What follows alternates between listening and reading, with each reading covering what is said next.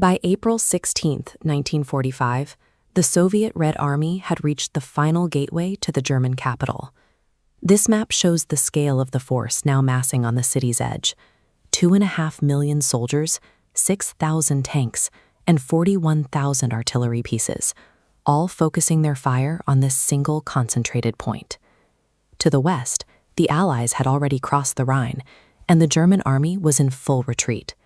Strategically, the war was already decided.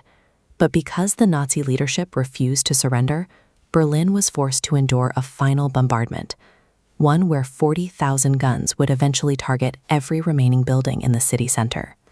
50 feet beneath those ruins sat the Führerbunker, a reinforced concrete shelter that served as the final command post for the Third Reich.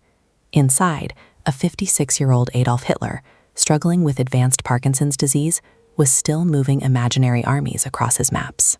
While Hitler issued orders from safety, the actual defense of the city was falling to old men and children, Hitler youth boys as young as 12, who were now the capital's last line of defense. The battle was now set. On the surface, the physical weight of the Soviet advance, 50 feet below, a command structure that had completely retreated from reality. At 3 a.m. on April 16th, the offensive opened at the Seelow Heights, the last defensive ridge outside the city. To crack the German lines, the Red Army launched 1.5 million artillery shells in the first 30 minutes of the attack. Marshal Georgy Zhukov directed 700,000 soldiers into the gaps created by the barrage, pushing them toward Berlin's outer suburbs. This map illustrates the disconnect between the two realities. While these massive Soviet units advanced, Hitler was ordering counterattacks by divisions that had been destroyed weeks earlier. As military strategy was replaced by magical thinking in the bunker, the civilians in the path of the advance were left to fend for themselves.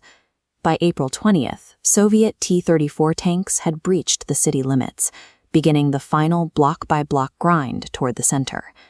Urban combat turned the city's ruins into a maze of fortresses. Soviet troops were forced to clear every apartment and basement by hand, fighting for every meter of pulverized stone. In the streets, the defense relied on teenage boys using single-shot Panzerfausts to ambush Soviet armor from the sewers before disappearing back into the tunnels. On April 22nd, the physical and delusional worlds finally met. During a military briefing, the actual sound of Soviet artillery shells hitting the ground above finally reached the bunker, triggering Hitler's public admission that the war was over. Once the leader's delusion broke, the Nazi hierarchy collapsed into a scramble for suicide or escape. On April 28th, news reached the bunker that Benito Mussolini had been executed and his body publicly mutilated by Italian partisans. This provided the final catalyst. Hitler would never allow himself to be captured and subjected to the same fate. On the night of April 29th, Hitler and Eva Braun held a brief wedding ceremony in the bunker's conference room. The next afternoon, they retreated to their quarters to commit suicide, ending the regime's leadership while the Soviet flag was raised just blocks away. On May 2, the city officially surrendered.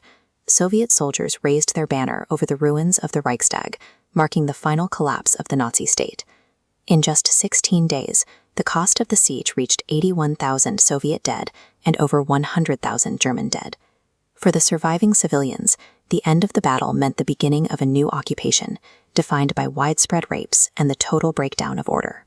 This is the result of a leadership that sacrificed its nation to a dying fantasy, a capital reduced to rubble, and a population of old men and children marching into years of captivity.